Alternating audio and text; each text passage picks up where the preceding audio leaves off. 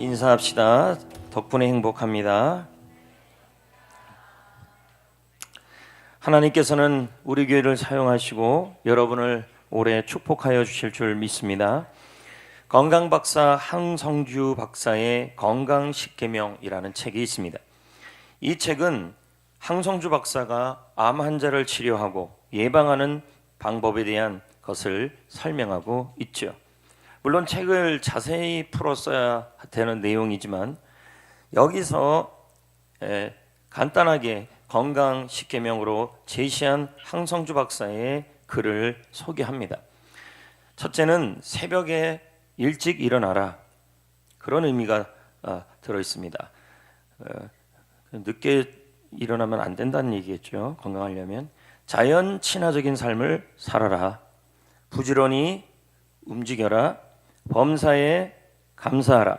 탐구하는 삶을 살아라. 뭐 이렇게 암 걸리고 싶으신지 뭐 적지도 않고 이게 십계명인데, 네. 건전한 스트레스 해소법을 개발해라. 자연 그대로의 미각을 가져라. 그러면 여러분 소세지, 그 다음에 떡볶이, 순대 이거 자연 그대로의 미각입니까? 아니면은 아닙니까? 이제 전 큰일 난 거죠. 왜? 떡볶이, 순대, 소세지를 너무 좋아하는데 기도를 좀 많이 해줘야 우리가 건강해지겠죠. 휴식 스케줄을 잡아라. 건강과 성공의 환경을 만들라. 마지막은 부모에게 효도하고 하나님을 잘 섬겨라. 이게 바로 항성주 박사가 얘기한 건강 십계명입니다. 성도 여러분, 그러면 교회 건강에도 이러한 답이 있다라는 것입니다. 그것이 뭘까요? 라고 묻는다면 저는 여러분에게 오늘 본문을 통해서 설명한다면 섬김이라고 말할 수 있습니다. 하나님은 섬김을 위하여 여러분에게 특별하게 주신 선물이 있는데 그것이 은사입니다. 4절 말씀을 다 같이 읽겠습니다. 시작. 은사는 여러 가지나 성령은 같다. 자, 은사가 다양하다는 말이죠. 근데 그 은사를 주시는 분이 성령님이라고 설명하고 있습니다. 그리고 이 은사가 뭐냐? 그냥 좀 쉽게 설명한다면 재능이죠. 근데 이 재능을 성령님께서 우리에게 재능을 준다라는 말입니다. 그럼 누구에게 줄까요? 예전에는 우리가 생각하기로 이 은사는 특별한 사람에게 준다라고 생각합니다. 그런데 제가 성경을 보면서 또 성령론에 관련된 책들을 보니까 은사는 특별한 사람에게만 주는 것이 아니라 모든 성도에게 예수님을 믿을 때 다 준다고 설명하고 있습니다. 11절 말씀을 볼까요? 시작. 성령이 행하사 그 뜻대로 각 사람에게, 자, 뭐라고 나와 있죠? 각 사람에게 나누어 주신다. 그의 뜻대로. 문맥을 통해 본다면 은사죠. 그러므로 은사는 모든 성도들에게 하나님께서 우리가 예수님을 믿을 때 다 나누어 줬다라는 것입니다. 물론 예수님을 믿을 때도 나누어 준 것이지만, 자, 좀 이따 살펴보겠지만 이 은사를 왜 우리에게 이렇게 모든 성도에게 하나님께서 선물로 주시냐는 거죠. 본문 6절은 이렇게 말씀합니다. 읽어볼까요? 시작. 또 사역은 여러 가지나. 은사를 가지고 뭐 하라는 말일까요? 사역을 하라. 사역이라는 말은 하나님의 교회를 섬기라는 일을 의미하는 것이죠. 그러므로 성령 하나님께서 우리에게 은사라는 것을 주시는 이유는 그 은사를 통하여, 그 재능을 통하여 교회를 섬기라는 이유가 있는 것입니다. 이 은사에는 두 가지가 있습니다.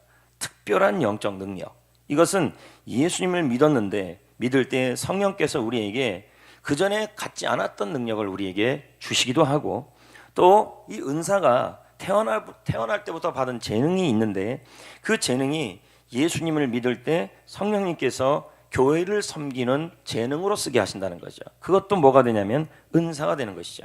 그래서 예수님을 믿을 때 성령께서 주시는 특별한 영적 능력이 본문에도 나옵니다. 그 은사가 나오는데 방언 통역, 치유의 능력, 영분별.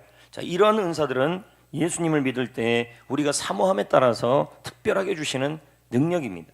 그러나 태어날 때부터 받은 탤런트, 재능이 있는데 그 재능을 세상을 위해 쓸 때는 내가 그것이 나의 재능이 되지만 교회를 위해 섬길 때는 그것도 뭐가 되냐면 영적 능력, 영적 재능이 된다라는 겁니다. 예를 들면 차 고치는 일, 파일을 정리하는 일, 음악을 듣는 일, 가르치는 일, 식사를 준비하는 일, 건축하는 일, 디자인하는 일, 데코레이션하는 일, 청소하는 일, 홈페이지 관리하는 일. 이것은 굳이 예수를 믿지 않아도 우리가 갖고 있는 재능들이죠. 그런데 이것이 교회를 위해 섬길 때 이것은 뭐가 되냐면 특별한 교회를 섬기는 은사가 된다는 것입니다. 이것은 무엇을 의미하는 거냐면 모든 성도들은 한 명도 빠짐없이 하나님께서 우리에게 주신 태어날 때부터 가지고 있는 재능이든 아니면 특별하게 주신 재능이든 그 모든 걸 가지고 하나님의 교회를 섬기라고 설명하고 있는 것입니다. 이것이 바로 예수님이 바라시는 교회의 모습입니다. 에드 스테이지 목사는 다시 부흥 324 교회 성장 리포트라는 책에서 다음과 같은 말을 합니다. 사람들이 청중석에서 나오도록 동기를 부여하고 평신도로서 사역하는 교회가 크게 부흥하였다. 은사를 찾고 그 은사대로 배치하여 사역하는 교회가 건강하게 자라갔다.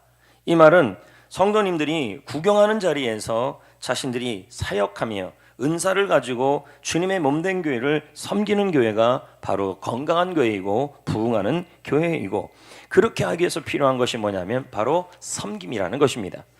그 섬김을 은사를 가지고 섬기라는 겁니다. 어떤 분은 그럽니다. 나는 은사가 없다, 특별한 영적 능력이 없다. 아닙니다, 여러분. 태어날 때부터 주님이 주시는 탁월한 재능들이 있는데, 남들보다 내가 조금 더 잘하는 것이 있는데, 어떤 분은 음식을 잘하면 그것이 뭐예요? 주님을 위해 섬기고 교회를 위해 섬기면 그것이 뭐가 되냐면 은사가 되는 것이고, 또 특별하게 하나님 주신 능력을 가지고 섬기면 그것도 교회를 위해 섬기면 은사가 되는 겁니다. 어떻든 교회에 우리 하나님께서 여러분에게 재능을 주시는 것은 교회를 건강하게 섬기라는 목적이 있다는 것입니다. 15절, 17절까지 말씀을 보겠습니다. 다 같이 읽어볼까요? 시작.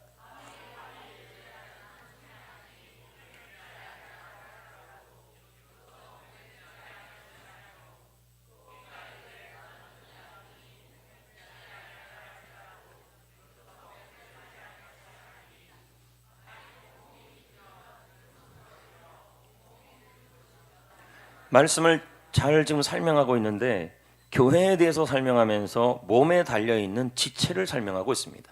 우리의 몸이 있는데 그 몸에 가지지자에 몸체자가 있다는 거예요. 몸에 붙어있는 가지들이 있다는 거죠. 그게 발, 귀, 코, 눈. 이 모든 것들은 지체는 각자의 역할이 있습니다. 그런데 눈도 코도 귀도 공통적으로 같은 목적을 갖고 있습니다. 그게 뭐냐면 몸을 건강하게 하는 목적이 있다는 것이죠. 마찬가지로 우리 하나님께서는 우리 교회를 그리스도의 몸이라고 표현합니다. 그리고 한 명 한 명을 각 지체로 두었습니다. 직체로 두었다는 말은 각자의 재능을 가지고 그 역할을 다하여 공동의 목적, 건강한 교회를 세워가는 것이 주님이 우리에게 주신 목적이라는 것입니다. 리고렌 목사님은 말합니다. 그리스도의 몸인 교회를 이루기 위해서는 우리의 섬김이 절대적이다. 하찮은 섬김이란 없다. 그리고 모든 섬김이 다 필요하다. 교회 안에서 중요하지 않은 사역은 없다라는 것입니다. 어떤 사역은 눈에 띄고 어떤 사역은 눈에 잘 띄지 않아요. 하지만 모든 사역은 한 가지라도 다 중요한 사역이라는 겁니다. 우리 몸도 마찬가지입니다. 보이는 이런 것도 있지만 우리 몸속에 있는 관도 있고 허파도 있고 다 있는 것입니다. 어떤 것이든 하나라도 필요 없는 건 없다라는 것입니다. 만약 우리의 몸 한 부분이 제 역할을 하지 않으면 어떻게 될까요? 우리 속에 있는 간이 있습니다. 간. 이 간이 이렇게 말하는 겁니다. 나는 작년에 올해 너무 피곤했어. 작년에 너무 열심히 몸을 위해 일했어. 그래서 더 이상 올해는 이 몸을 위해서 나는 섬길 수가 없어. 1년 동안 나는 먹기만 하고 쉬기만 할 거야. 나한테 좋은 일만 할 거야. 그리고 내가 간이 하는 이 역할을 다른 허파한테 맡겨버릴 거야. 만약에 이렇게 했다 칩시다. 이 말이 되지 않는 일입니다. 그러나 오늘날 교회 안에 이런 일들이 일어나고 있다는 것이죠.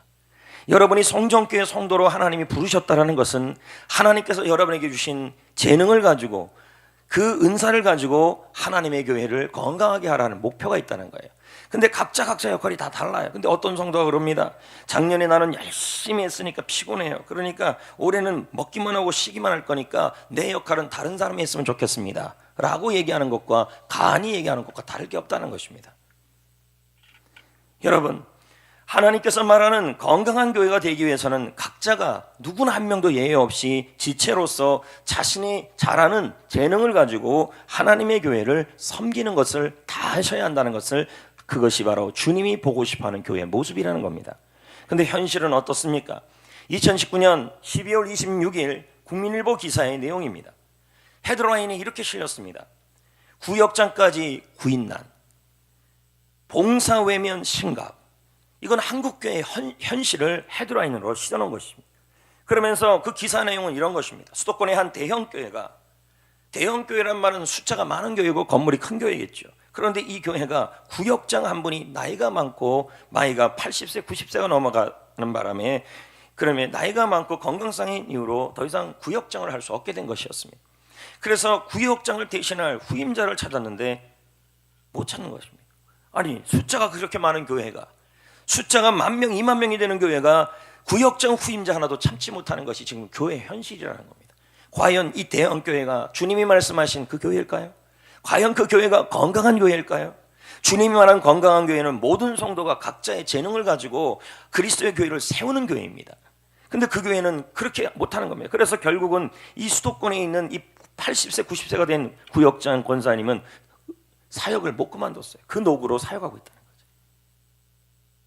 과연 건물이 커서 대형 건강한 교회고 숫자가 많아서 건강한 교회일까요? 성경에서 말한 건강한 교회는 몸이 건강한 교회라는, 몸이 건강하다는 말은 각자의 역할을 다 한다는 얘기죠. 내가 손이 할 일을 발한테 넘기지 않는다는 얘기죠. 근데 우리는 그러잖아요. 내가 못할 일을 발한테 넘기면 되죠. 나 하나 좀 안 해도 되죠. 근데 얘가 자신의 일을 하지 않게 되면 어떻게 되냐면, 본인은 푹 쉬고 있지만 따지고 보면 교회 몸 전체가 건강해지지가 않아요. 그러면 얘도 건강하지 않아요. 결국 자기 손해가 돼버린다는 얘기죠. 그 기사는 계속 나옵니다. 교회마다 봉사자 풍기 현상이 일어나고 있다. 교사, 반주자, 찬양대원, 주차 안내위원, 봉사자가 필요한데 최소한의 섬김이도 구하지 못하는 게 한국 교회의 오늘날 교회의 현실이다. 그러면서 그 기사에 경기도의 용인의 한 교회를 설명했습니다. 우리 교회 아니에요. 이제 만난 적도 없고. 근데 이 교회 목사님이 작년 12월 한 달 내내 내년 봉사 지원을 하라고 매주마다 광고를 했다는 거예요. 그 어느 교회인지는 안 나와요. 그러나 성도들이 호응을 안 하더라는 거죠. 과연 이 교회들이 건강한 교회냐는 거죠. 리고네 목사가 말합니다. 오늘날 크리스천들이 그들이 속한 교회에서 섬기지 않기 때문에 수천 교회가 죽어가고 있다. 제가 예전에도 말씀드리지 않았습니까? 제가 강원도 동해시 동호동 빼고요. 강원도 동해시 동해교회라는 교회가 있는데 그 교회가 제가 다녔던 교회 아닙니까? 근데 그 교회는 사이즈가 제법 있는 교회인데 매년마다 중직자를 세웠어요. 그런데 목사님이 성도들이 일하자고 사역을 하라고 좀 오라 그러는데도 아무도 안 오는 게, 권사님도 장로님들도 안 온다는 거죠. 사이즈만 커졌다는 거죠. 사이즈. 그런데 이런 거와 반대적인 교회가 있습니다. 한국의 어느 교회 이야기를 제가 책을 통해 읽게 됐습니다. 이 교회는 우리 교회와 비슷하게 한 중형교회 정도 되는 교회입니다. 숫자가 그렇게 적당한 교회죠. 대형 교회도 아닙니다. 근데 제가 보기에 우리 대한민국에서 가장 건강한 교회인 것 같아요. 주님이 말씀하신 그 교회예요. 왜요? 모든 성도들이 각자의 재능에 따라 하나님의 교회를 섬기기 위해 각자의 위치를 지키고 있어요. 사역이 되어지고 있다는 거죠. 봉사자 풍기 현상이 일어나지 않아요. 자신이 맡은 사역을 남한테 넘기지 않아요. 이 교회는요. 교회 건강을 위해서 모두 다 한 목소리로 달려가고 있는 것이죠. 근데 교회의 건강을 위해 나아갔더니 본인도 은혜를 받고 복을 받았다는 거죠. 이 교회는 딱 들어가면 로비 섬김이들이 있습니다. 로비에. 그래서 매일 월화수목금토주일까지 로비 섬김이 2명이 교회를 찾아오는 방문객이나 성도들에게 환한 웃음을 지운다는 겁니다. 우리는 일주일에 한 번 교회 나오기도 힘든데, 얼굴 보기도 어려운데, 우리는이 아니죠. 뭐 가끔이요. 근데 이 교회는 이 로비 섬김이들이 와가지고 웃고 아침에 출근하여서 로비 곳곳을 청소하며, 그리고 사무실에 가면 교역자들이 없어요. 이 교회는요. 없고 사무실 섬김이들이 있어서 일주일 동안에, 한 주간 동안에 사무실의 모든 사역을 이 섬김이들이 하고 있다는 거예요. 9시에 출근해서 6시까지. 이 교회는 평신도 훈련을 통해 모든 사역이 성도들 중심으로 진행되고 있었습니다. 교회 관리 역시 섬김이들이 합니다. 다른 교회는 관리 집사가 있습니다. 그런데 이 교회는 관리 집사가 없습니다. 성기미들이 틈틈이 일주일 동안 교회에서 뭐 좀 해주세요라고 전화를 안 갑니다. 본인들이 교회를 그냥 돌아봐요. 일주일에 하루에 한 번씩 두 번씩 돌아보면서 건물 유지 보수, 전기, 보일러, 차량 관리, 이분들은 전부 자기 사업들이 있는 분들입니다. 전부 바쁜 분들이에요. 그런데 이들은 예배당 관리를 위하여, 소방과 관리 훈련을 위하여 본인들이 자격증까지 있답니다. 섬김의 가치를 알기에 자신의 시간과 물질을 섬깁니다. 여러분 생각하기에 이 교회는 처음부터 이랬지 않았냐? 절대 그렇지 않습니다. 분란이 많고 싸움이 많은 교회였습니다. 그런데 이 교회가 건강한 교회로 목사님과 성도들이 집중했던 거예요. 월요일 아침이면 매주 월요일 아침 10시면 15명의 대예배당 청소 성기미들이 월요일 날 10시에 모여가지고 함께 기도하고, 근데 이들 중에서는 임신한 엄마들도 있고 아기를 데리고 있는 자매도 있어요. 그럼에도 불구하고 아기 핑계 안 돼요. 같이 섬기는 거예요. 아기 데리고 하나님을 사랑하는 마음으로 자신의 은사에 따라서. 4층 소회비실 청소 섬김은요 직장인들이 다수예요. 근데 이들은 직장 때문에 청소 시간을 정하는 일이 어려웠어요. 하지만 여러분, 마음이 있는 곳에 길이 있는 거 아니겠습니까? 그들은 지혜를 내어서 새벽 예배를 나온 다음에, 새벽 예배를 끝난 다음에 청소를 하고, 그리고 새벽 예배 후에 충분히 미리 와서 기도하고 돌아간다는 거죠. 새벽 예배를 사용한다는 거예요. 그 후 청소하니까 더욱 은혜로웠다는 거죠. 금요일 날을 위해서는 본당 청소 성기미들이 있는데 이들도 다 직장 생활을 하고 사업을 하는 분들이에요. 그러나 조금 일찍 끝내서 금요일 날 8시에 모여 기도하고 청소하고 금요 기도에 참석한다는 거죠. 성김의 자세만 있으면 섬길 수 있는 방법은 얼마든지 있어요. 마음이 없으니까 안 하는 거죠. 새벽 예배 매일, 금요 기도를 위해서 예배당 청소 성기미들이 월요일, 목요일, 토요일 세 팀이 운영되고 있다는 것이죠. 모두 각자의 정해진 시간에 꼭 지킨다는 것입니다. 가장 많이 사용하는 곳인데 가장 깨끗하다는 거예요. 이 교회에서 가장 치열한 섬김 경쟁률을 자랑하는 곳이 있어요. 바로 화장실이에요. 얼마나 화장실 청소에 지원이 많은지. 제가 말씀드렸잖아요. 이 교회는 우리 교회 정도 사이즈라고, 중형교회 정도 사이즈라고요. 그 교회 7곳의 화장실 청소에 43명의 성기미들이 매일 돌아가면서 화장실 청소를 해요. 우리 교회는 지금 코스메오 팀이 화장실 청소도 하고 본당 청소도 하고 쓰레기 분리수거도 하고 다 하고 있는 거예요. 대여섯 명이에요. 소그룹룸, 각층, 복도, 청소함 도구, 쓰레기 분리수거, 이 분리수거도 지금 우리 청소팀이 다 하고 있잖아요. 근데 거기는요 쓰레기 분리수거, 청소 도구함 성김이 모두 해서 25명이에요. 그러니까 서로 다 섬기고 있다는 거예요.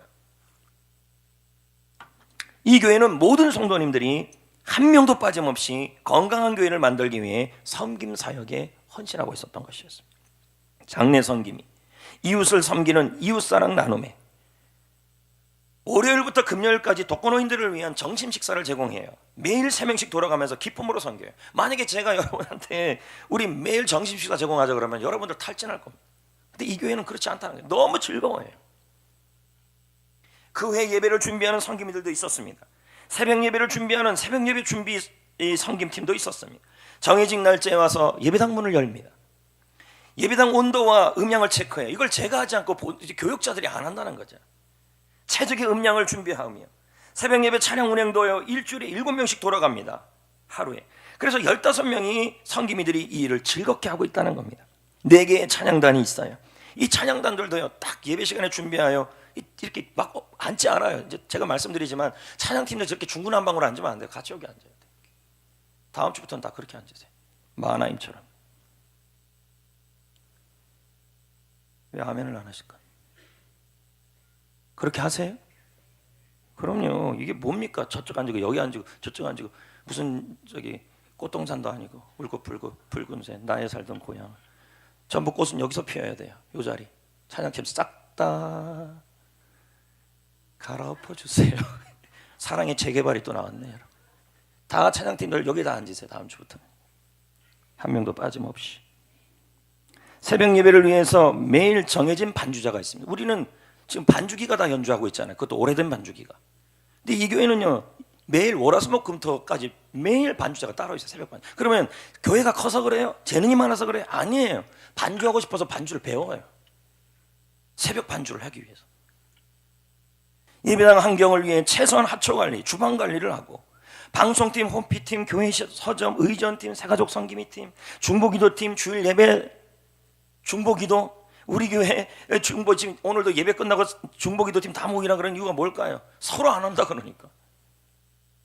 그러니까 주일 예배 중보가 너무 자주 돌아오는 거예요. 그나마 우리 교회가 잘 돌아가고 있음에도 불구하고 제가 이걸 좀 정리를 좀 할 필요성이 있습니다. 외부 강사 섬김은 어떤지 아십니까? 스스로 움직여요. 굳이 교회에서 전화 안 가요. 딱 외부 강사가 온다 그러면 딱 준비해서 음료, 간식, 물 탁탁탁탁 외부 강사 갈 때까지 다 배웅하고 그렇게 한다는 거죠. 저도 외부 강사로 많이 다녀보지만 이렇게 섬김 받을 때 이 교회에 대한 이미지가 굉장히 좋아지더라고요. 성도 여러분, 교회는 다양한 일들이 있습니다. 이 사역에 자신의 역할로 섬겨주시면 교회는 건강해지겠죠. 이 교회의 모습이 바로 주님이 보고 싶어하는 교회인 것입니다. 저는 우리 교회가 하나님이 보고 싶어하는 건강한 교회가 되기를 소망합니다. 다른 교회가 다 그렇게 한다고 해서 우리가 그렇게 할 필요가 없잖아요. 왜 우리가 이렇게 교회를 건강하게 만들어야 돼요? 왜 교회를 건강하게 섬기기 위해서 왜 그렇게 섬겨야 됩니까? 7절 말씀을 보겠어요. 읽어봐요. 시작. 뭐하게 하기 위해서라고요? 뜻은 뭔데요? 공동체의 유익을 위해 성령께서 은사를 주셔서 우리에게 섬기게 했다는 말이에요. 결국 그러면 우리가 자신의 재능을 갖고 교회를 섬기는 이유가 왜 섬기냐면 교회 공동체의 유익을 위해서라는 거죠. 여러분 한번 생각해 보자고요. 눈길에 미끄러져서 오른쪽에 피가 났어요. 여기가요. 그러면 몸 가운데 현상이 일어납니다. 눈이 오른손을 바라봐요. 근데 눈이 이렇게 말합니다. 내가 눈도 많이 썩고 피곤하니까 나 보기 싫어. 내가 하는 일을 발한테 맡길래. 이런 식이 되면 안 된다는 거예요. 왜요? 얘가 계속 아프면 몸 전체가 아파져요. 결국 뭐예요? 전체 교회 건강의 유익을 위하여 다 같이 제 역할을 해야 돼요. 얘는 봐야 되고. 맞죠? 발은요. 약국으로 뛰어가야죠. 근데 발이 그럽니다. 내가 냄새나는 곳에 너무 많이 있었기 때문에 이번엔 실례요. 이렇게 되면 어떻게 될까요? 얘는 계속 아파지는데 얘 혼자의 아픔으로 끝나지 않아. 이 아픔이 몸으로 다 전달돼요. 맞지 않아요? 나 혼자의 문제가 아니라는 거죠. 거기다가 이 오른손은 어떻게 해야 돼요? 예? 빨간 약을 여기다 발라야죠. 근데 이 오른손이 그래요. 왼손이 그래요. 빨간 약 바르기 싫어. 네가 미워서. 그럼 뭐예요? 얘는 계속 아프는데 얘 혼자 아픈 게 아니죠. 이게 전달돼야 안 돼요. 신경에서. 다 아픈 거예요. 결국.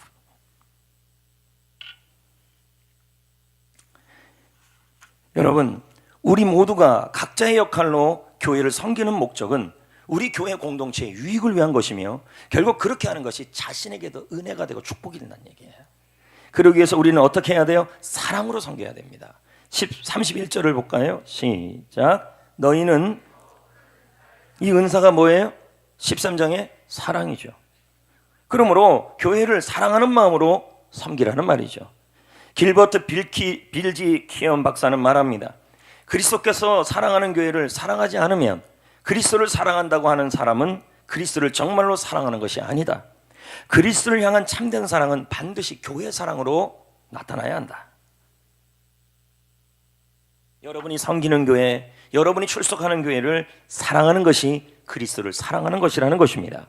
그래서 바울은 고린도전서 13장 1절 3절에 다음과 같이 말씀합니다. 읽어볼까요? 시작. 내가 사람의 방언과 천사의 말을 할지라도 사랑이 없으면 소리나는 구리와 울리는 꽹과리가 되고 내가 예언하는 능력이 있어 모든 비밀과 모든 지식을 알고 또 산을 옮길 만한 모든 믿음이 있을지라도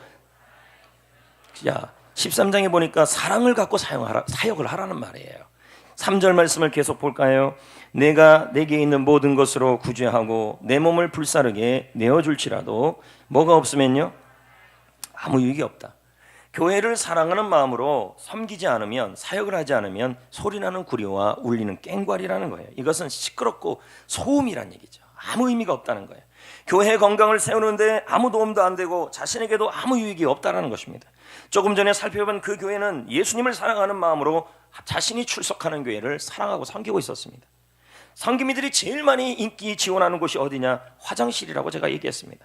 저도 예전에 우리 교회 어떤 권사님을 통해 얘기를 들었는데 자기가 교회 화장실 청소를 10년을 했는데 그 10년을 하는 동안에 가정에 많은 복을 받았다는 얘기도 제가 들었어요. 이 교회는 한 부부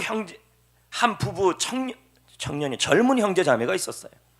이들은 젊으니까 임신도 하고 애도 데리고 있고, 그런데도 새벽 예배 후에 화장실 청소에 참여합니다. 형제는 남자 화장실, 자매는 여자 화장실. 이들이 왜 그렇게 섬기냐고 물어보니까 교회 공동체 유익을 위해 섬기는 것이 예수님을 사랑하는 일이고 결국은 자신에게도 유익이라는 걸 알았기 때문에 그렇게 4년을 화장실 청소를 했어요. 그런데 그 가정이 평안해지고 하나님의 은혜를 많이 받는 가정이 되었다는 거예요. 여러분, 섬기다 보면 이런저런 소리 들어야 안 들어요? 안 섬겨봐서 몰라요? 섬기다 보면 이런저런 소리 들어야 안 들어요? 그럼 이때 어떻게 해야 될까요?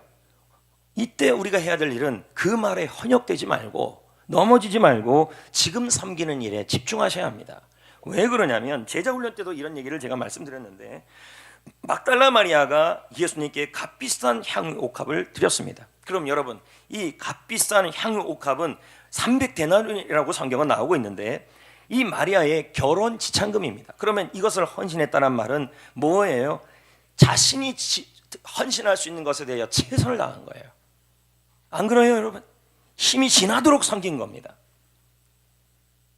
좀 전에 살펴본 그 교회 성도님들은 현재 아주 건강한 교회로 되어가고 있죠. 교회 학교 교사들은요, 자신의 물질로 섬긴대요. 교회에다가 뭘 자꾸 청구하는 게 아니라 꼭 필요한 데만 청구하고 자신의 물질로 간식을 학생들에게 준비하고, 그리고 성경학교 때는 식사 섬김을 교사와 학부모들이 자기 반 아이들이 속해 있는 것을 위해서 준비하니까 반잔치가 되었다는 것이죠. 교사, 생활속 섬김이, 식당 섬김이, 모든 자신의 물질을 정성껏 섬겼어요. 이 교회는 물질과 시간으로 섬기는 것이 그 교회의 문화가 됐어요. 처음에는 그런 교회가 아니었어요. 근데 이것이 바로 사도행전 교회의 모습이에요. 사도행전 2장 44절의 초대교회의 모습은 그랬습니다. 믿는 사람들이 다 함께 있어 모든 물건을 서로 통용했다. 나눔이 문화였다는 얘기죠. 오늘도 제가 이제 일부 예배를 끝나고 목양실로 갔습니다. 그랬더니 한 분이 저에게 찾아왔습니다. 찾아와서 하는 말이, 어제 목사님 제자훈련 하다가 제자훈련 스피커 앰프가 뭐 헌물 뭐 어쩌고 저쩌고 하시더니 그래서 그걸 듣고 그걸 가져왔다는 겁니다. 제가 그랬습니다. 이미 제가 냈고 누가 내서 이미 다 됐습니다. 그랬더니 그러면 목사님이 꼭 필요한 데 쓰시래요. 저는 엄청 갈등했습니다. 내가 필요한 데 쓸까? 근데 오늘 새벽에 기도한 내용이 있었어요.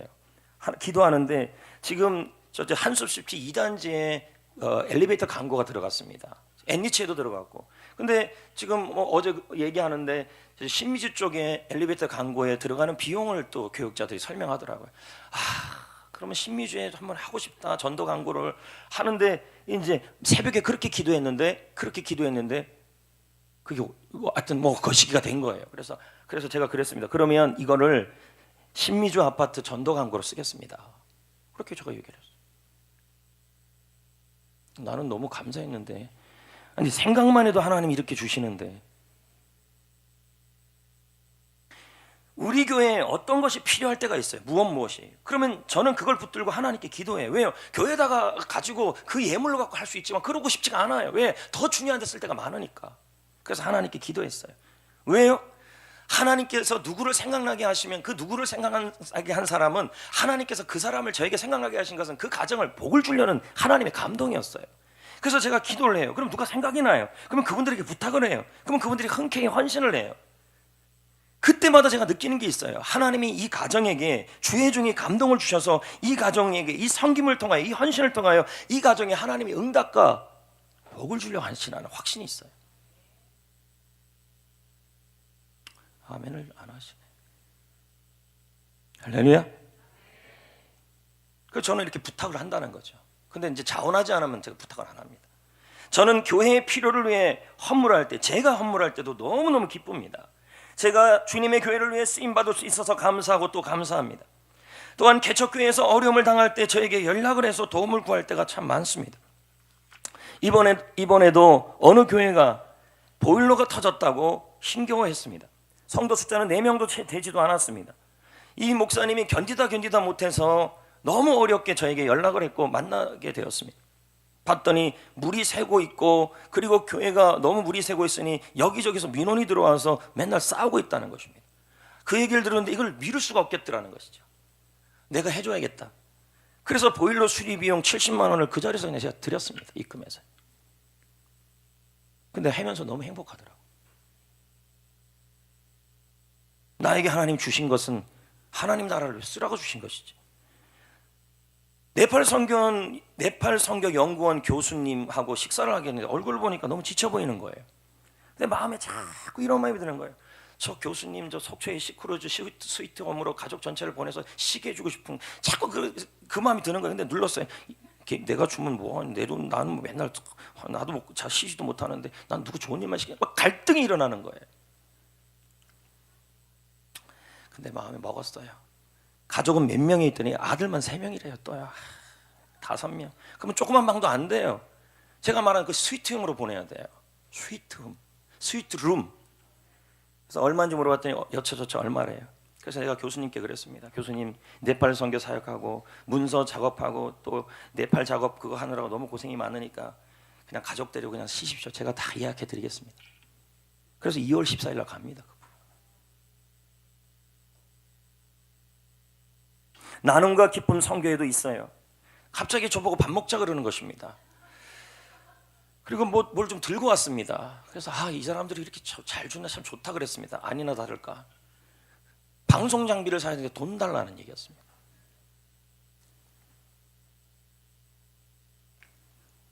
이분들이 그런 말을 할 때는 쉽게 꺼낸 얘기들이 아니에요. 얼마나 고민 많이 했겠습니까?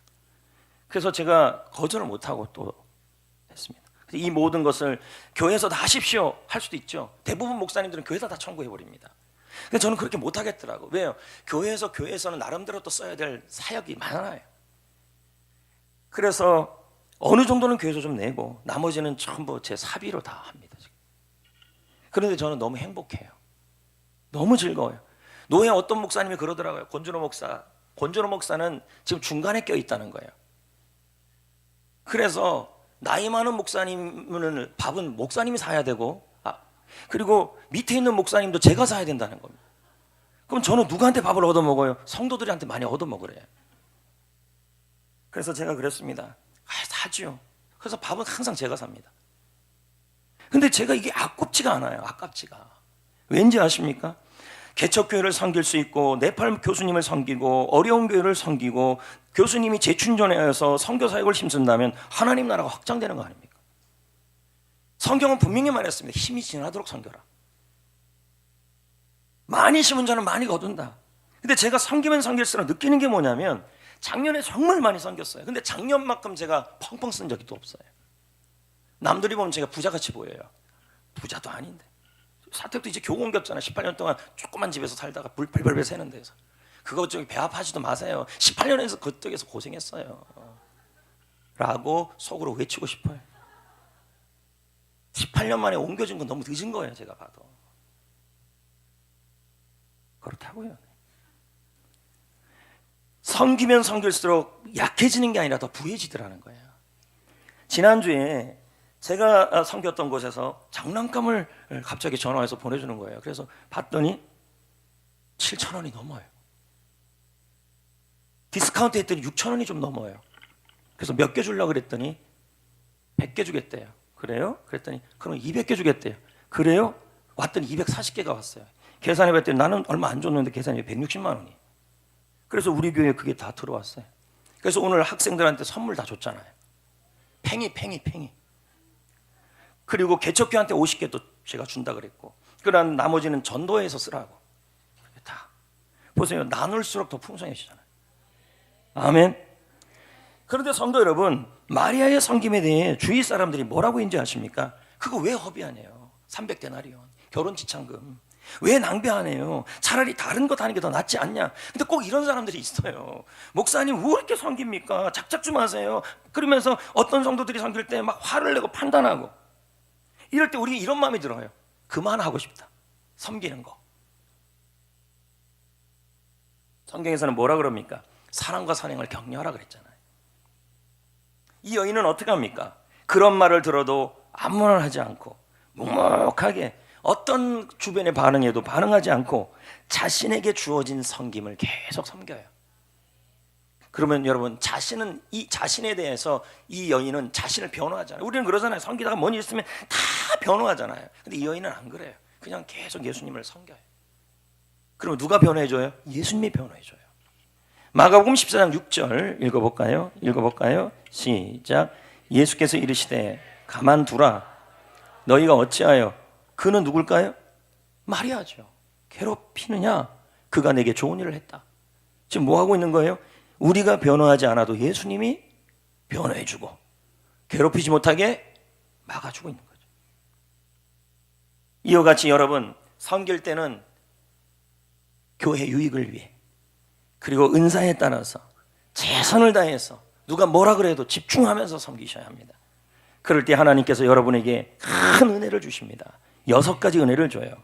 베드로전서 4장 11절 읽어볼까요? 시작. 만일 누가 봉사하려면 하나님이 공급하시는 힘으로 하는 것 같이 하라. 이건 뭘까요? 하나님은 섬기려고 하는 사람에게 하나님의 힘을 공급하신다. 은혜예요, 은혜. 섬기는 사람에게 계속 섬기도록 하나님이 힘을 공급하신다. 그것뿐일까요? 요한복음 12장 26절에 이렇게 말씀해요. 사람이 나를 섬기면 내 아버지께서 그를 어떻게 한대요? 눈에 넣어도 아프지 않을 사람이라. 하나님의 교회를 위해 화장실 청소를 하고 하나님의 교회를 위해 각가지 은사에 따라 섬기며 자신에게 처해진 화장실 청소가 딱 한 번 나오는 것이 아니라 화요일, 목요일, 토요일 적어도 3번 정도 정해진 시간에 꼭 청소하면, 이러면요, 세상에서는, 교회에서는 여러분에게 보상을 하지 않아도 하나님은 너무 귀하게 여긴다는 거죠. 이쁘게. 그리고 또 뭔지 아십니까? 로마서 14장 18절에 이렇게 말씀하십니다. 읽어봅니다. 시작. 그리스도를 섬기는 자는 사람에게도 뭘 받아요? 사람에게도 인정을 받는다. 존경을 받는다. 아멘. 어제도 제가 이쪽에 차양막이 좀 떨어지고 그래서 그거 남자분들 보고 좀 하라고 이제 얘기를 좀 했어요. 했는데 그 남자분들을 제가 면면을 보니까 집에서 여러분 못질하지 않는 사람들입니다. 그냥 봐도 제가 보입니다. 그리고 못질은 전부 아마 여자분들이 다 했을 것입니다. 손이 왜 자꾸 일로 가는지 모르겠습니다.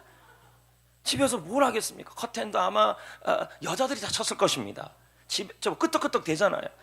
근데 그런 분들이 저기서 2명이 막 참, 집에서 그렇게 귀한 분들이 하나님의 교회를 섬긴다고, 그러다가 또 뭐 색깔이 안 맞는다고 파란색으로 한다고, 그래서 또 그러라고. 집에서 그런 고민을 하겠습니까? 커튼 나는데. 안 그래요? 왜 손이 자꾸 절로 가는지 모르겠어요. 그 고민을 하는 거예요.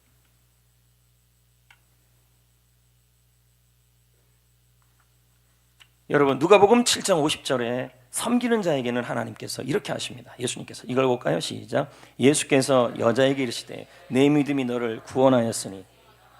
그 여자가 누굴까요? 항유옥합을 깨뜨린 마리아 아닙니까? 헌신한 마리아 아닙니까? 근데 예수님이 그 사람에게 뭘요? 마음의 평안을 주겠다.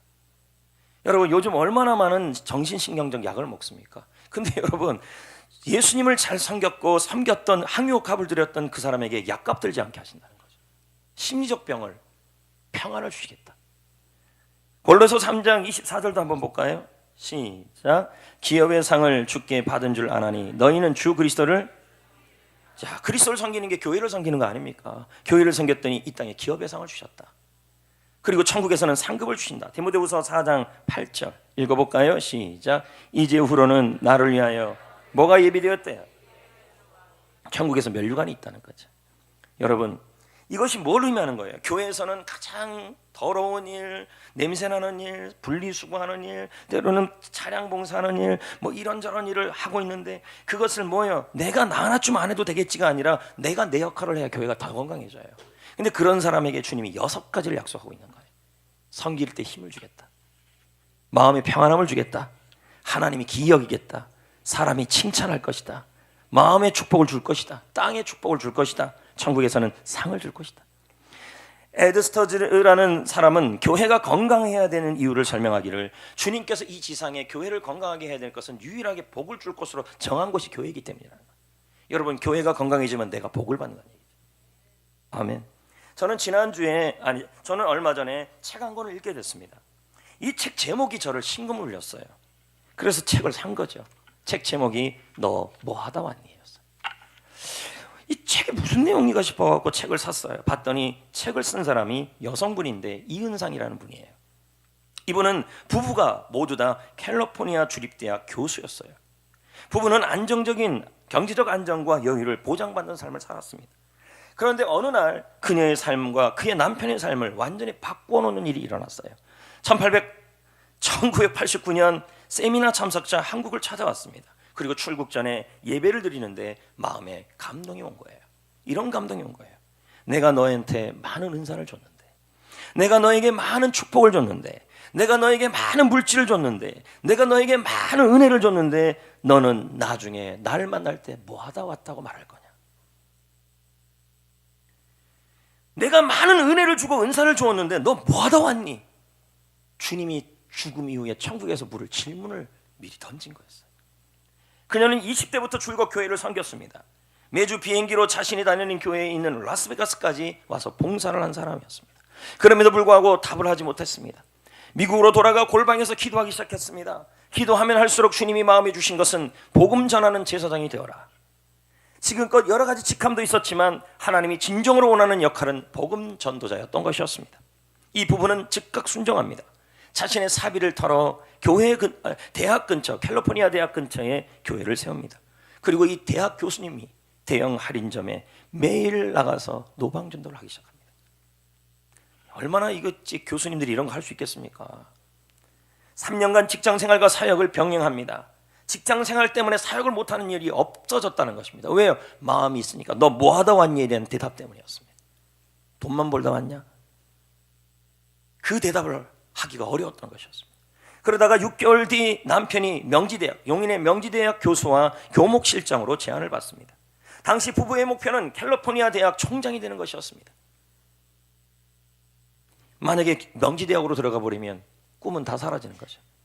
30년간 살아온 삶의 터전을 떠나는 것도 고민입니다. 그럼에도 불구하고 그들은 너 뭐 하다 왔니?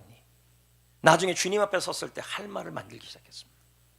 내가 너에게 많은 축복을 주고 건강을 주고 은혜를 주고 은사를 준 것을 은사를 주었다. 너는 뭐 하다 왔니? 주님 앞에 할 말이 있어야 되겠었습니다. 그는 국내로 들어옵니다. 그들은.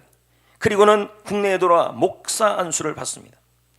퇴직 이후에는 그 퇴직금 전체를 항유 옥합 300데나리온 같은 퇴직금 전체를 쏟아 교회를 세웁니다.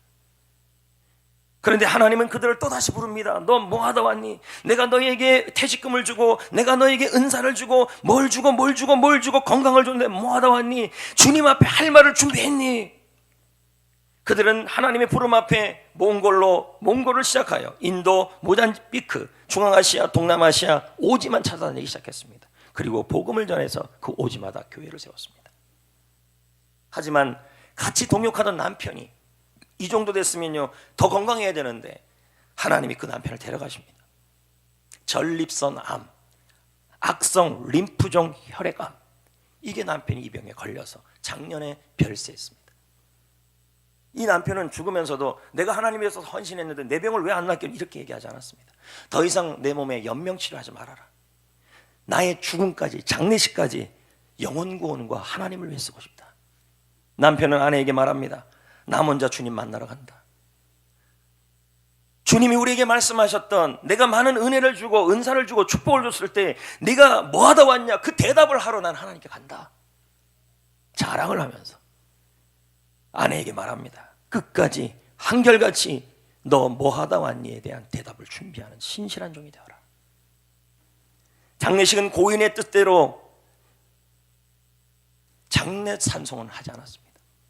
십자가 군병들아, 이날은 주의 지으신 날이다. 그런 찬송을 장례식에 불렀습니다. 이 장례식은 슬픔이 아니고 감격이 압도된 장례식이었습니다.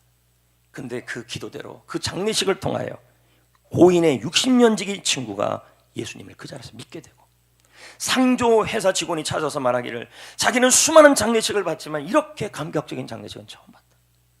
이분이 믿었던 하나님은 어떤 분이냐, 나도 믿고 싶다. 상조회사 직원들까지 영혼권이 되었습니다.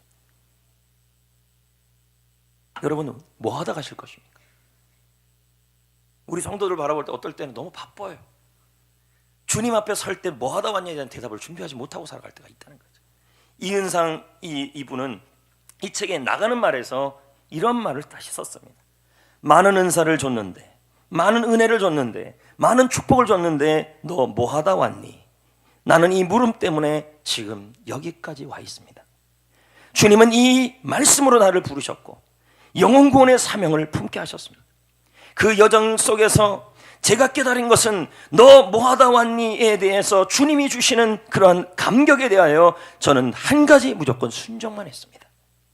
이제 다시 주님이 저에게 같은 질문을 한다면, 내가 많은 은사를 줬는데, 많은 은혜를 줬는데, 많은 복을 줬는데 너 뭐 하다 왔니? 다시 질문을 한다면 제 대답은 오직 하나밖에 없습니다. 주님이 원하시는 거 하다가 갈 겁니다. 순종밖에 없습니다.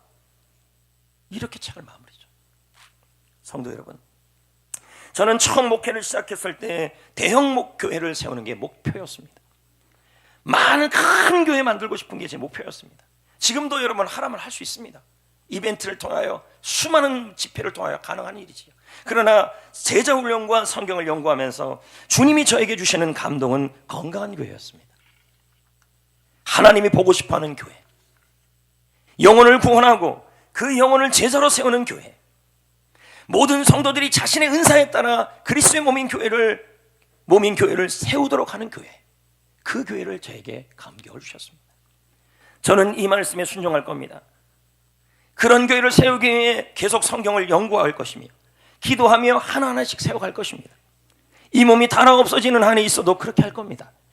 하나님이 보고 싶어하는 교회, 아니 한국 교회가 다 그렇게 해도 그렇게 안 할 겁니다. 숫자 많은 교회가 아닙니다. 왜요?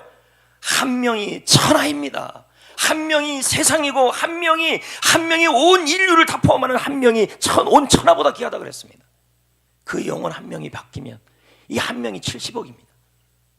숫자를 어떻게 살 겁니까? 그래서 주보에다가 그 주에 2,000명 왔다 3,000명 왔다, 그게 뭔 소용이 있습니까? 그 한 명이 그냥 구경꾼인데. 저 역시 주님 앞에 섰을 때, 나중에 섰을 때 주님이 저에게 똑같이 물을 겁니다.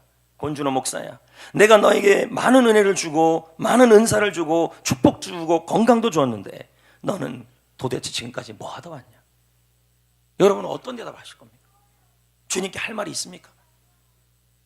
그때 저는 이렇게 대답하고 싶습니다. 주님, 저는 주님의 교회를 바르게 세우려고 했습니다. 저는 주님이 말씀하신 교회를 세우려고 다 쏟아붓고 왔습니다. 그 교회가 송정교회입니다. 그렇게 말하고 싶다. 성도 여러분, 저는 우리 교회가 점차 주님이 보고 싶어하는 교회로 바뀌어가고 있다고 믿습니다. 훈련을 통해 사역자들이 세워지고 교회 곳곳을 섬기고 있습니다. 어떤 목사님은 그러더라고요. 더 이상 자기는 제자훈련 안 한다는 거죠. 왜요? 시켜봐도 제대로 안 하니까. 그래도 해야 돼요, 제자훈련은. 왜요? 주님의 본질이니까. 수평인이 아니라 불신자 전도에 집중할 겁니다. 제가 아까 말한 그 교회 책을 보면서 우리 교회는 그 교회에 비해서 조금만 더 보완하면 될 것 같아요. 그래서 올해 제가 이건 성도들이 하라고 되는 문제가 아니라 시스템이 중요해요. 그게 더 고민할 겁니다. 그래도 건강한 교회로 세워질 수 있는 모습으로 가고 있었던 것은 우리 하나님의 은혜예요. 둘째는 우리 모든 성도님들이 참 잘 동역해 주셨어요. 너무도 감사합니다. 올해 모든 성도님들이 은사에 따라 자신의 사역을 교회 곳곳에 사역 지원을 했습니다. 각자의 자리에서 올해도 잘 섬겨주셔야 합니다. 특히 교회 청소하는 부분에 있어서 매주 적어도 주 3회는 나오셔서 그 자리에 시간을 지켜주셔서 해주셔야 할 줄 믿습니다. 이제 말씀을 맺겠습니다. 크리스천 수바라처 박사는 전 세계에서 가장 건강한 교회들을 연구조사했습니다. 그랬더니 8가지 특징이 있었습니다. 저는 대형 교회 하나도 안 부럽습니다. 건강한 교회는 부럽습니다. 어떤 교회가 건강한 교회냐 봤더니 평신도가 구경하는 것이 아니라 은사에 따라서 사역하면서 훈련받는 교회다. 두 번째는 열정적인 영성이 있는 교회다. 세 번째는 조직이 너무 복잡하지 않고 사역을 위해 생명 살리는 것에 위해서 아주 역동적으로 움직이는 교회, 다이나믹하게 움직이는 교회라. 네 번째는 예배가 영적이다, 영감이 있다. 다섯 번째는 셀 모임이 살아있다. 여섯 번째는 전도가 필요 중심적이다. 7번째는 성도들이 같이 차를 먹고 마시는 접촉이 너무 많은 게 많았다. 마지막은 은사에 따라 모든 성도님들이 자리에서 나와 뭐래도 한 가지 이상씩 사역하는 교회였다. 성도 여러분, 하나님은 우리 교회가 건강한 교회가 되기를 소망하시는 줄 믿습니다. 그래서 하나님은 교회 건강의 답으로 섬김을 주셨습니다. 잘 섬깁시다. 은사에 따라 교회를 위해. 그리고 뭘 주장할 때 부서 이기주의가 나타나지 않았으면 좋겠습니다. 몸 전체를 바라보셔야 돼요. 그럴 때 하나님이 여러분에게 섬기는 힘을 주시고, 여러분을 귀히 여기시고, 사람들로부터 칭찬받고, 마음에 평안함이 임하고, 이 땅에서 기업의 상을 받고, 하늘나라에서는 면류관도 받고. 그러므로 섬김은 교회의 건강과 개인 축복의 답입니다. 아멘.